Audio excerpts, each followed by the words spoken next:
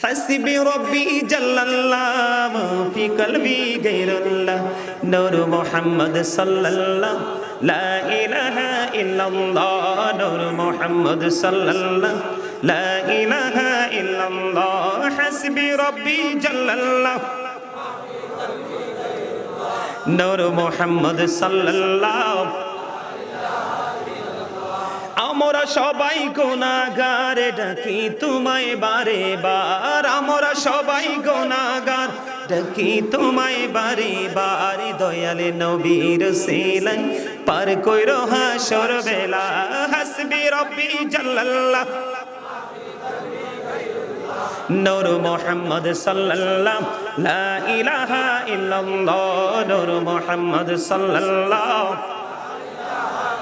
লা ইলাহা ইল্লাল্লাহ মুহাম্মাদুর রাসূলুল্লাহ সাল্লাল্লাহু আলাইহি আল্লাহ আল্লাহ লা ইলাহা ইল্লাহ আল্লাহ আল্লাহ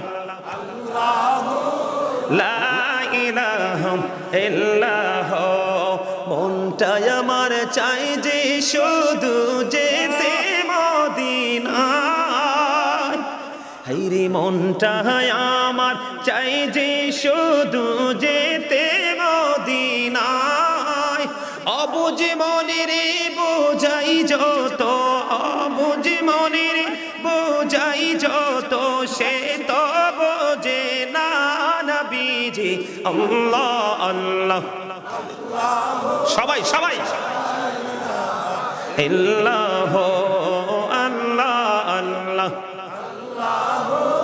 লা ইলাহা ও না জানি তো বাইতে নৌকা না জানি সাঁতার হায়রে দয়া করে পার করিও জাহান্নাম মাজার নবীজি আল্লাহ আল্লাহ লা ইলাহা ইল্লাহ আল্লাহ আল্লাহ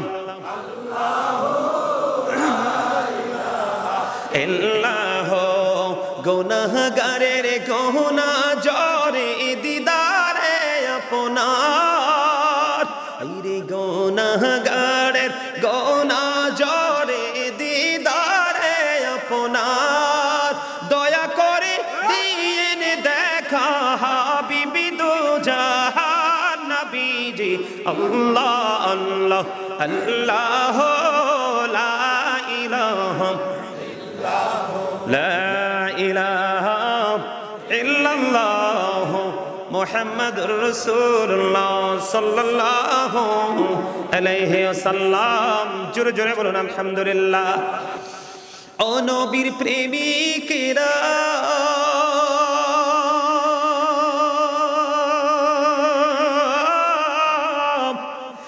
দিশেহারা মরণের ভয় করে না প্রেম তো মরে না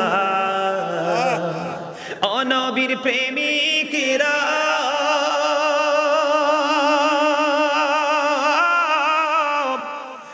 দিশেহারা মরণের ভয় করে না প্রেম তো মরে না প্রেম করেছে মুসা নবী তুর পাহাড়ে গেছে চলি গো ও সে খোদার নূরে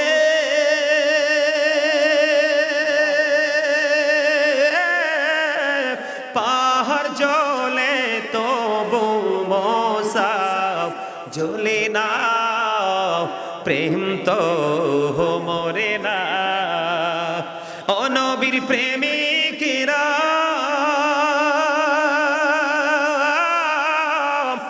দিশেহারা মরণের ভয় করে না প্রেম তো মরে না প্রেম করেছে ইউনুস নবী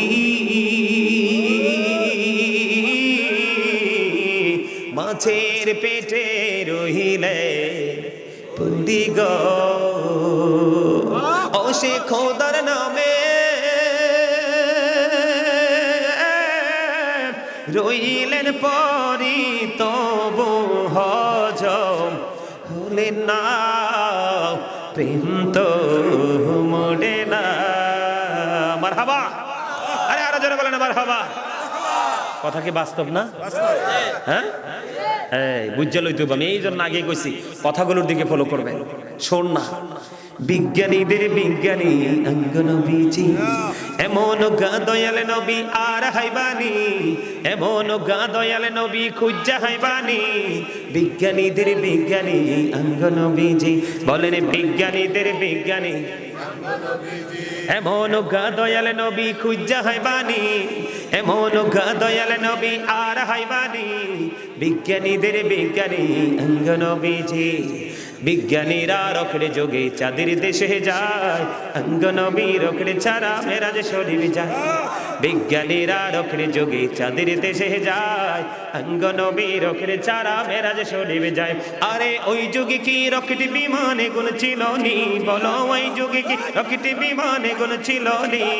বিজ্ঞানীদের বিজ্ঞানী অঙ্গ নবীজি, বলেন বিজ্ঞানীদের বিজ্ঞানী অঙ্গ নবীজি, এমন গা দয়াল নবী আর হাইবানি, এমন গা দয়াল নবী খুঁজা হাইবানি। বিজ্ঞানীদের বিজ্ঞানী অঙ্গ নবীজি, আবু বকর সিদ্দিকের সাফে কামড়াইছে, অঙ্গ নবীর থুতু দি বালা হয়ে গেছে। আবু বকর সিদ্দিকের সাফে কামড়াইছে, অঙ্গ নবীর থুতু দি বালা হয়ে গেছে। আরে ওই যুগে কি ওরে ওই যুগে কি উসাবদ এগুলো ছিল নি? বলো ওই যুগে কি উসাবদ ছিল নি?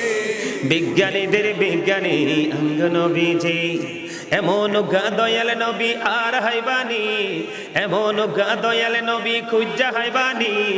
বিজ্ঞানীদের বিজ্ঞানী অঙ্গ নবীজি, আগের যুগের মানুষে সূক্ষ্ম হইতো, অঙ্গ নবীর কাছে আইলে ভালা হয়ে যেত। আগের যুগের মানুষে সূক্ষ্ম হইতো, অঙ্গ নবীর কাছে আইলে ভালা হয়ে যেত। আরে সেই বালা কি এই যুগেতে করতে হারবানি? বলো সেই বালা এই যুগেতে করতে হারবানি। বিজ্ঞানীদের বিজ্ঞানী অঙ্গ নবীজি, মারহাবা। প্রোগ্রামে ছিলাম, আমার পাশে ছিলেন একজন ইঞ্জিনিয়ার, ডানে এই দুপাশে দুইজন ইঞ্জিনিয়ার, একজন হলো প্রধান অতিথি আর একজন হলো প্রধান মেহমান। আমি আপনাদেরকে বলি, গতকালকে বিশাল প্রোগ্রাম ছিল বন্ধু। ওই প্রোগ্রামের মধ্যে ইঞ্জিনিয়ার সাহেব তিনি সমাপনী বক্তব্য দেওয়ার জন্য বলেছে। বলার পরে আমার আলোচনার পরিপ্রেক্ষিতে তিনি বলেছেন, যুবকদেরকে মেইন করে তিনি বলেছেন, যুবক তোমরা সবাই শোনো, বাবা মনে করো হাল চাষ করতে গেছে। কোথায়? বাবা মনে করো মাঠে হাল চাষ করার জন্য গেছে, লাঙ্গল দিয়ে, জোয়াল নিয়ে, মই নিয়ে। বাবা যাওয়ার সময় বলে গেল, বাবা আমি হাল চাষ জমিকে চাষ করতে যাচ্ছি, তুমি দুপুরবেলা আমার জন্য খাবারটা নিয়ে আইসো। কি নিয়ে আইসো? কিন্তু ছেলে সময় মতো বাবার জন্য খাবারটা নিয়ে গেল না। সময়ের শেষে তিনি বললেন, বাবা আই লাভ ইউ। প্রকৃত ভালোবাসা কোনটা? যদি বাবা ক্ষুধার্ত হবে, কাজ করতে করতে পরিশ্রান্ত হয়ে যাবে, বাবার ক্ষুধা লাগবে মনে করে যদি সন্তান যদি অনেক আগে থেকে একটা বৃক্ষের নিচে খাবারের পাত্র নিয়ে বসে থাকতো, ওইটা হইতো প্রেম। কিন্তু এটা না করে দূর থেকে বলল, বাবা আই লাভ ইউ। এটা কি প্রেম হয়েছে? এক্সাম্পলটা দিয়েছে কে? ইঞ্জিনিয়ার সাহেব। গতকালকে আমার আলোচনার পরে অত্যন্ত ভালো লাগলো বন্ধু ওনার এক্সাম্পলটা। ঠিক তেমনি ভাবে সারাদিন সারা রাত ওয়াজ শুনলে চলবে না। আল্লাহ রাব্বুল আলামিন অর্ডার করেছে, প্র্যাকটিক্যাল দেখিয়েছে আপনার আমার নবী, নবীজির দেখানো পথে মতে যখন জিকির স্মরণের উদ্দেশ্যে আমরা পথ চলবো, তখনই আমাদের প্রকৃত প্রেম হবে প্রাণের নবীর সঙ্গে। নবীর সঙ্গে প্রেম হলে প্রেমের মধ্যে আল্লাহ আছে। এটা কোরআনের কথা, আমার কথা না তো। বন্ধুরে আমার, একাধিক গ্রন্থে হাদিস শরীফ এসেছে, জনৈক ব্যক্তি এসে প্রশ্ন করলো, ইয়া রাসূলুল্লাহ, কিয়ামত কখন হবে গো? আমার নবী ডাক দিয়ে বললেন, তুমি কিয়ামতের দিনের জন্য কি প্রস্তুতি নিয়েছো? এবার তিনি বললেন, নবী গো, আমি কিয়ামতের দিনের জন্য কোনো প্রস্তুতি নিতে পারিনি, তবে আল্লাহ এবং আল্লাহর হাবিবকে আমি ভালোবাসি। একটা সেকেন্ড দেরি করলো না, আপনার আমার প্রাণের নবী একটা ডাক দিয়ে বললেন, তুমি যাকে ভালোবাসো তার সাথেই তুমি থাকবা। নবী যদি জিকির করতে পারে, নবীজির জিকিরকে যদি আল্লাহ উচ্চ মর্যাদা দিতে পারে, অন্য নবী নয় ও বন্ধু, অন্য নবীরা নবী হতে চাইনি, নবীর উম্মত হতে আফসোস করেছে। এই জন্য বলছে বন্ধু, এই যে উনি যে জিকিরটা করেছে, আমার ওই কথাটা মনে হয়েছে, আমার নবী বলেছেন, তোমরা যখন জিকির করবা, জিকির করার সময় মানুষ দেখলে যেন তোমাকে পাগল বলে, ওই রকম ভাবে জিকির করো। আমরা এখন এমন ভাবে জিকির করি, জবানে জিকির হয়, আমার অন্তর জানে না। ঠিক কিনা বলে নাকি ভুল বললাম? আজকে ভূমিকম্পের অবস্থা দেখছেননি? যদি বাঁচতে চান, একদিন তো মরতে হবে, যদি বাঁচার মতো বাঁচতে চান, মাওলার জিকির শুরু করে দেন। সকালে, দুপুরে, সন্ধ্যায় জিকিরের কোনো কন্ডিশন নাই। বসেও করতে পারেন, দাঁড়িয়েও করতে পারেন, শুয়েও করতে। ফাজকুরুল্লাহ কিয়ামান ওয়া কুউদান ওয়া আলা যুনুবিকুম। আল্লাহ বলেছেন দাঁড়িয়ে জিকির করো, বসে জিকির করো, শুয়ে শুয়ে জিকির করো, তারপরেও জিকির ছাড়া যাবে না। আল্লাহ কি জিকির কম করতে বলছে না বেশি? আরো জোরে বলেন। জিকির করলে হার্ট ভালো থাকে। জিকা ইজ দা হার্ট মেডিসিন। জিকির হলো হার্টের ওষুধ। যে ব্যক্তি বেশি বেশি জিকির করবে, ওই ব্যক্তি দেখবেন তার চেহারা হবে নুরানি। কি হবে? নুরানি। একেবারে কালো যদি হয় লোকটা, দেখবেন তার চেহারার মধ্যে থাকবে নুরানি গ্লেজ। কি আল্লাহ রাসূলের পাগল যারা, তাদের স্কিন থাকে বন্ধু একেবারে, যেটাকে বলা হয় কি,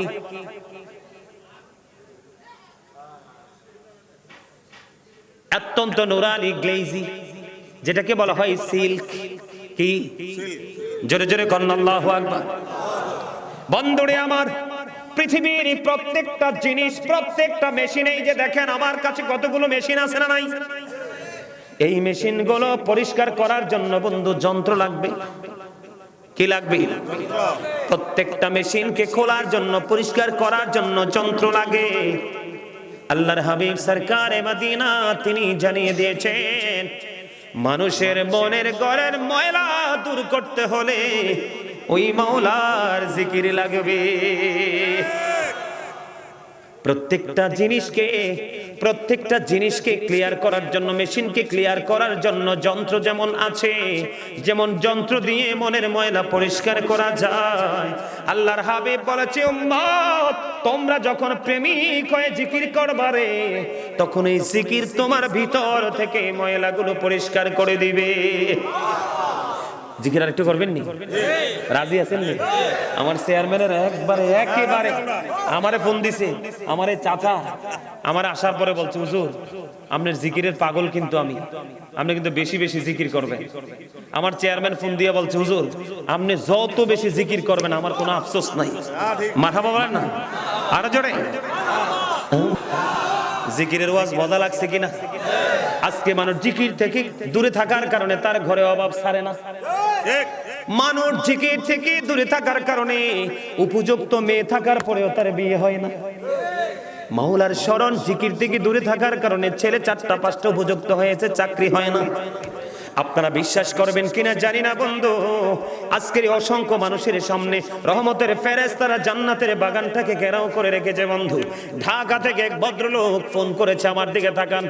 ঢাকা থেকে এক ভদ্রলোক ফোন করেছে, হুজুর আমার উপযুক্ত ছেলে, গ্রাজুয়েশন করা, কিন্তু ছেলেটার বিয়ে হয় না হুজুর। অনেক চেষ্টা করলাম, বাড়ির আঙ্গিনায় এসে ছেলেটার বিয়ে হয়ে যায়। আল্লাহর কসম করে বলছি রে বন্ধু, তাকে এমন কিছু জিকিরের কৌশল শিখিয়ে দিয়েছি, কিছুদিন পরে হঠাৎ করে ফোন দিয়ে বলছে, হুজুর আমার ছেলেটার বিয়ে হয়ে গেছে। আর জোরে বলেন আল্লাহু আকবার। এইরকম অসংখ্য বন্ধু আছে। আরেকটা পরিবার আছে বন্ধু, এরকম অসংখ্য আছে বন্ধু, এক মহিলার বাচ্চা হয় না, হুজুর বাচ্চা হয় না, কোনো রাস্তা খুঁজে পাই না। টেকনিক শিখিয়ে দিয়েছি, পূরণ হওয়ার আগে শুনি তার গর্ভে সন্তান এসেছে এবং মেয়ে হয়েছে। বন্ধু, আপনারা জানেন না, প্রত্যেকটা পিতামাতার কোল চড়ে আল্লাহ রাব্বুল আলামিন যখন অনেক বেশি খুশি হয় তখনই তারে কোলে তুলে দেয় কন্যা সন্তান। আল্লাহ যখন খুশি হয় তখন পৃথিবীকে বৃষ্টি দিয়ে শীতল করে দেয়। আল্লাহ যখন খুশি হয় তখন কারো বাড়িতে মেহমান পাঠায়।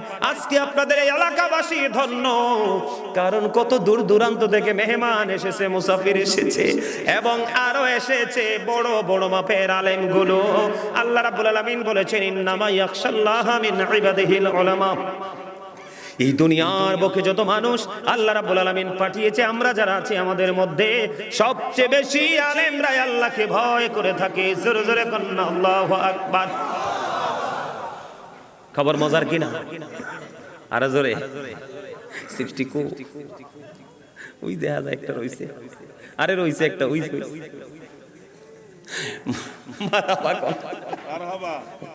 আরে চিপস খাইতে লাগছিল একটু মোহাম্মত করে, বুঝছেন নি? আমার চোখটিও এত দুষ্ট, এডি সিফাই সাফাই যায়, শুধু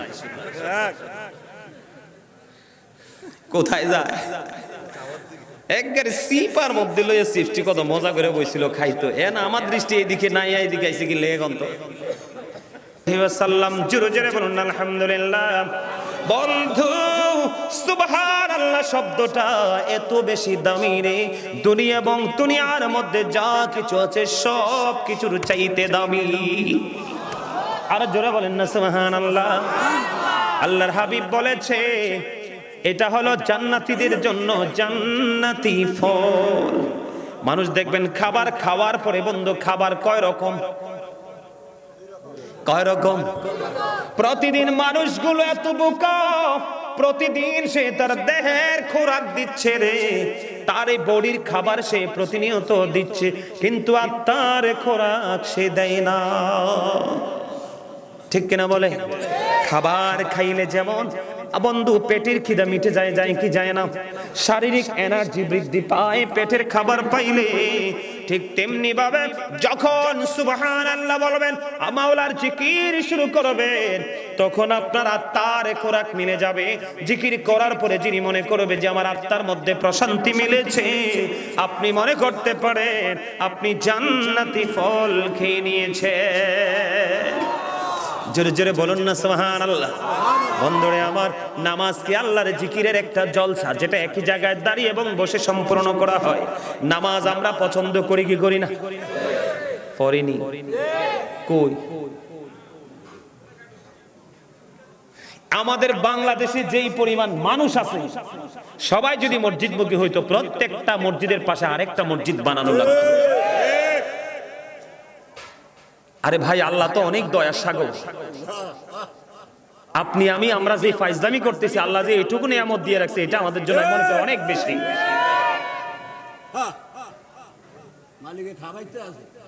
আপনি যা চাচ্ছেন তাই আল্লাহ দিচ্ছে, কিন্তু যখন ওই যে কাগজ কাটে কারে ঘুড়ি বানা কর ও রাত হ্যায় আসমানে মে,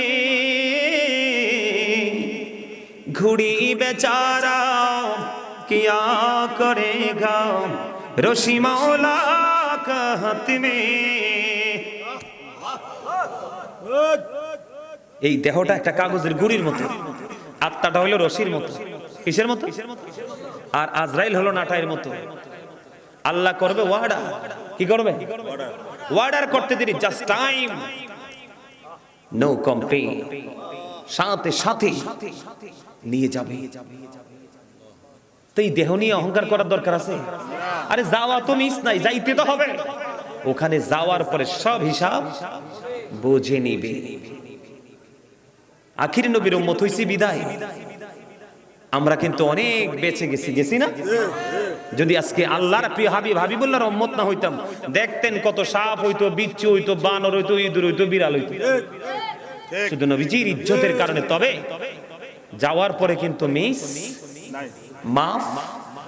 এই জন্য আপনি যদি বলেন যে হুজুর আমি কোন কৌশলটা অবলম্বন করলে সবচেয়ে হার্ড জিকির করানোওয়ালা ব্যক্তি হিসাবে নিজেকে তৈরি করতে পারবো, সেটা হলো সবচেয়ে বড় অস্ত্র নামাজ। কি? সবচেয়ে বড় অস্ত্র কি?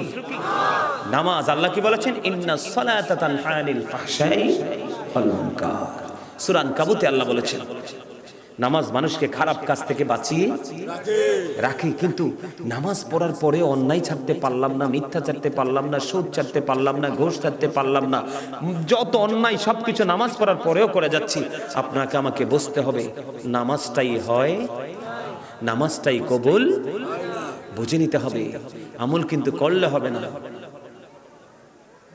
বন্ধুরে আমার, হযরত আবু যর রাদিয়াল্লাহু তাআলা আনহু থেকে হাদিস কানা বর্ণিত, আমার নবী আপনার নবী শীতের দিনে বন্ধু বের হলো। শীতের দিনে বের হওয়ার পরে আমার নবী গাছের দিকে নজর দিয়ে চাইয়া দেখলেন গাছের পাতাগুলো শূন্য হয়ে যাচ্ছে, পাতাগুলো ঝরে ঝরে পড়ছে। শীতের দিনে গাছের পাতা ঝরে কি ঝরে না? আর জোরে বলেন, ঝরে কি ঝরে না? গাছের পাতা ঝরে, গাছগুলো শূন্য হয়ে যায়। আমার নবী গাছের পাতা যখন দেখলেন ঝরে ঝরে পড়ছে বিরামহীন ভাবে, এবার আমার নবী গাছের ডাল ধরলেন, স্পর্শ করলেন, আবু যরকে একটা ডাক দিলেন। আবু যর এবার উত্তর দিলেন, লাব্বাইক ইয়া রাসূলুল্লাহ, আমি হাজির। আমার নবীর কাছে যখন হাজির হয়ে গেল, আমার নবীজি এবার ওই গাছের দিকে ইঙ্গিত করে আবু যরকে ডেকে ডেকে বলছি, আবু যর নজর দিয়ে চাইয়া দেখো গো, শীতের কারণে গাছের পাতাগুলো কেমনি শুষ্ক হয়ে ঝরে ঝরে পড়ছে। আল্লাহর প্রিয় বান্দাগুলো যখন আল্লাহ রাব্বুল আলামিনের কুদরতি কদমে ভালোবেসে আল্লাহকে রাজি করার জন্য যখন সেজদা দিবে, আল্লাহ রাব্বুল আলামিন ওই গাছের পাতার মতো তার জীবনের গুনাহগুলো আমল নামা থেকে ক্লিন করে দিবে। এত মজা জিকিরের, এত পাওয়া জিকিরের, এত স্বাদ, এটা কখনোই প্রেমিক ছাড়াই স্বাদটা অনুভব পারে না। মিষ্টি আমরা সবাই জানি, মিষ্টি না খাওয়া পর্যন্ত যায়। আপনাকে কোনটা কোন ধরনের মিষ্টি, কোনটাতে কোন ধরনের স্বাদ আছে, এটা আপনি আইডেন্টিফাই করতে পারবেন খাওয়ার পরে। কিসের পরে? খাওয়ার পরে। খাওয়া ছাড়া কিন্তু এটাকে চিনা বোঝা জানা সম্ভব। এই জন্য আপনাদেরকে বিনীত ভাবে অনুরোধ করব, বেশি বেশি করে জিকির করবেন। রাজি আছেন তো? বেশি বেশি কি করবেন? সম্মানিত উপস্থিতি, আরো কিছু কথা বলবো আমি, এটাও জিকিরের অন্তর্ভুক্ত। আজকের যে ভূমিকম্প, এই ভূমিকম্প আগামী দিনে 4.6 মাত্রার ভূমিকম্প হয়েছে আজকে। কি গবেষকরা বলছে 8.6 বা 8 মাত্রার ভূমিকম্প হবে, তখন কিন্তু ধ্বংস হয়ে যাবে। আপনাদের কি মনে নাই করোনাতে মানুষ মারা গেছে? যে মারা গেছে না, কথা বলে নেই। আমার দিকে তাকান, আমরা তো বড় লোক হয়েছি পৃথিবীর। হাদিস শরীফের মধ্যে এসেছে, আল্লাহ রাসূল বলেছে যারা ধনের ধনী তারা ধনী নয়, যারা আত্মার ধনী তারাই হলো ধনী। প্রকৃত ধনী হলো আত্মার ধনী। আমাদেরকে আত্মার ধনী হতে হবে। আপনাদেরকে হাত জোর করে আমি পায়ে ধরে বলছি,